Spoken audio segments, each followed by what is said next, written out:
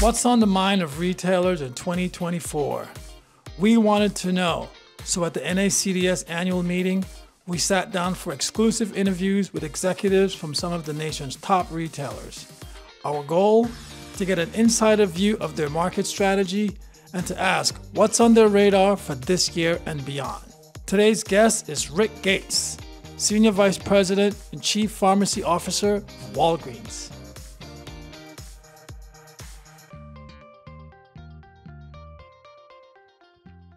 So Rick from Walgreens, thank you for joining us. Thank you for sitting down to get a quick update as what's happening with Walgreens these days.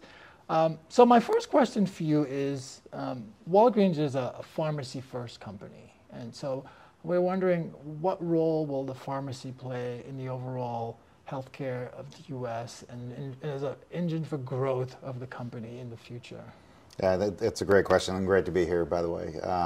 We look at, we have 8,600 stores or so, and how we look at it is we're 8,600 independent pharmacies is how we look at it, because each community is different. Each population that we serve is different, and so what we're really trying to do is to make sure that we are putting solutions in those communities that are relevant to them. So it can be things beyond just dispensing prescriptions. Obviously, it's going to be, how do we look at adherence? If there's a high diabetic population, a high senior population, do we need to look at things like test and treat for like A1C? And so I think what you're going to see is that we're really being very specific in how we're deploying things. We're supporting our stores both centrally, but then deploying things locally so that we're relevant to consumers. So it goes beyond dispensing. Like I said, it's adherence-based programs. It's going to be things like vaccinations, preventable type things like vaccinations. Test and treat is going to be a very common thing that we're going to be doing. And then you think about specialty, which is one of the biggest growing areas of spend in the U.S. We're going to be able to deploy specialty not just from a central asset, but through our entire ecosystem to really support patients and meet them where they are. Yeah, it's just interesting you mentioned seniors, because that was going to be my next question. So it's a nice segue. So as we know, the population is aging, and that's going to be a real strain on the U.S. healthcare system, and it's already strained as it is with the shortage of doctors, et cetera. What role do you see pharmacy playing to alleviate some of that pressure on the overall healthcare of the U.S.?